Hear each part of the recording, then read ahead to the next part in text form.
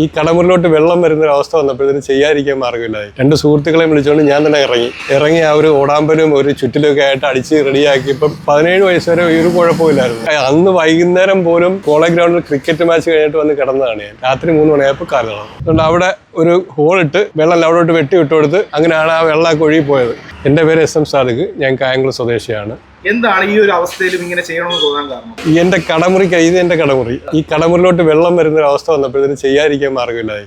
രണ്ട് സുഹൃത്തുക്കളെയും വിളിച്ചുകൊണ്ട് ഞാൻ തന്നെ ഇറങ്ങി ആ ഒരു ഓടാമ്പലും ഒരു ചുറ്റിലൊക്കെ ആയിട്ട് അടിച്ച് റെഡിയാക്കിയപ്പം ഊരാ ഭയങ്കര പാടായിപ്പോയി. അത് കണ്ടുകൊണ്ടാണ് ഫോട്ടോഗ്രാഫർ ഇർഷാദ് പോയത്. പുള്ളിക്കാരൻ കാണുകയും ഫോട്ടോ എടുക്കുകയും ചെയ്ത് അങ്ങനെയാണ് അത് നിലയിലേക്ക് വാർത്ത എത്തിയത്.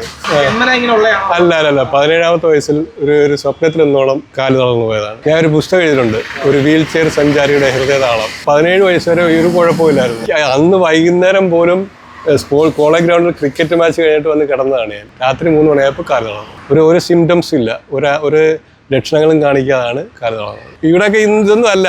ആ തൈക്കാവിൻ്റെ റോഡും അവിടെ എല്ലാം നിറഞ്ഞ് കവിഞ്ഞ് ആ തിണ്ണയൊക്കെ നിറഞ്ഞ് മൊത്തം വെള്ളമാണ്. അങ്ങോട്ടും വെള്ളമാണ്.